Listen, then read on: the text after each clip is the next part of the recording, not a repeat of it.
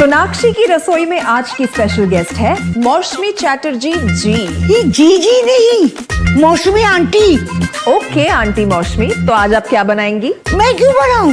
मैं तो गेस्ट हूँ, आप बनाओ हम खाएंगे। एक्टिंग में तो हिट हो, अब खाना बनाओ सुपर हिट। ठाट से बनाऊंगी खाना, है ना द बेस्ट एवरीडे मसाला। आओ बनाते हैं मसालेदार छोले। छोले हर रोज के करी में एवरीडे मसाले, शाही बिरयानी में स्वाद का जायका। পটল পোস্ত আর সর্ষে ইলিশ ভাপা।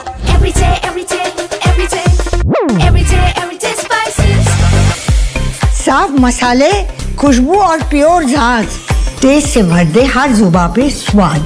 एवरीडे मसाले, देश का स्वाद। दोस्तों नमस्कार, colonel Ajay, CEO Ajay astro money group, first global astro finance digital channel से आपसे मुखातिब होता हूं। आज 27 अगस्त सन 2025 बुधवार। दोस्तों सर्वप्रथम मेरी अपनी तरफ से तथा चैनल के सभी सदस्य एवं सब्सक्राइबर्स को गणेश चतुर्थी के पावन और शुभ अवसर पर बहुत बहुत शुभकामनाएं। भगवान गणेश आपके परिवार के अंदर रिद्धि सिद्धि, सुख समृद्धि, स्वास्थ्य की बरसात करें, ऐसी हमारी कामना है। आज के इस एपिसोड में हम चर्चा करेंगे सोया ऑयल की। कमोडिटी फंड ज़बरदस्त सेलिंग कर रहे हैं। क्रूड की कमजोरी का भी असर सोयाबीन तेल पर पड़ रहा है। जानिए पूरी रिपोर्ट विस्तार से। दोस्तों आपको मैं हमेशा से ही कहता आया हूं कि जब ये सोया तेल के दाम आकाश छू रहे थे, उस वक्त आपको यही कहा था हमने कि समय पे मुनाफा वसूली करना अत्यंत आवश्यक है। और शुक्रवार शनिवार को एकदम से अमेरिकन न्यूज़ के ऊपर सोया तेल ने एकदम से जंप यानी उछाल देखा गया और उसके अंदर उस उछाल को देखते हुए बहुत से व्यापारी और बंधुओं ने माल ज़बरदस्त खरीदारी भी कर ली। नतीजा आपके सामने है। दोस्तों खाद्य तेलों की विश्लेषण, अग्रिम विश्लेषण सबसे महत्वपूर्ण है और खाद्य तेल विश्व में सबसे अधिक इस्तेमाल होने वाली, लगातार इस्तेमाल होने वाली कमोडिटी है। चाहे वो अमेरिका हो, यूरोप हो, एशिया हो, अफ्रीका हो या फिर ऑस्ट्रेलिया, सभी जगह इसकी मांग लगातार है और आगे लगातार बढ़ती रहेगी। लेकिन यदि इसका विश्लेषण की कमी रही तो इसके व्यापारी और फंड्स हमेशा परेशानी में रहेंगे। और दोस्तों भारतीय अनुसंधान पद्धति और फंडामेंटल एनालिसिस का जब अद्भुत संगम होता है तो उसके रिजल्ट, इसके नतीजे चमत्कारी होते हैं। जानिए रिपोर्ट। दोस्तों सोया ऑयल फ्यूचर मंगलवार को तेज गिरावट के साथ बंद हुए। दिसंबर 2025 कॉन्ट्रैक्ट 1.39 सेंट बड़ी गिरावट के साथ 53.48 सेंट प्रति पाउंड पे बंद हुआ। कीमतों पे दबाव का कारण क्रूड ऑयल में कमजोरी भी देखी गई और साथ साथ मजबूत अमेरिकी सोयाबीन फसल की उम्मीदों से बना रहा, जिससे सप्लाई की चिंताओं को बढ़ा दिया। कमोडिटी फंड्स ने मंगलवार को सोया ऑयल में लगभग 8,500 कॉन्ट्रैक्ट्स की नेट बिकवाली की, जिससे हालिया लिक्विडेशन ट्रेंड और तेज हो गया और सट्टेबाजी का दबाव साफ दिखा। क्रूड ऑयल गैसोलीन दामों में भी गिरावट रही। अक्टूबर WTI 2.39% गिरकर और RBOB गैसोलीन भी 1.86% टूट गया। रूस की वोल्गाग्राड रिफाइनरी और अमेरिका की BP व्हाइटनिंग रिफाइनरी फिर से शुरू होने से सप्लाई की चिंता कम हो गई है। क्रैक स्प्रेड 2.25 महीने के निचले स्तर पर पहुंचने से रिफाइनरी डिमांड घटी और टैंकर होल्ड इन्वेंट्री बढ़ने से भी दबाव देखा गया। कमजोर डॉलर और मजबूत अमेरिकी आर्थिक आंकड़ों ने केवल सीमित सहारा ही दिया। आइस कैनोला फ्यूचर भी नरम रहे और लेकिन सोया ऑयल में जितनी गिरावट देखी गई, नवंबर कैनोला 4.60 डॉलर गिरकर 645.80 डॉलर प्रति मैट्रिक टन रहा।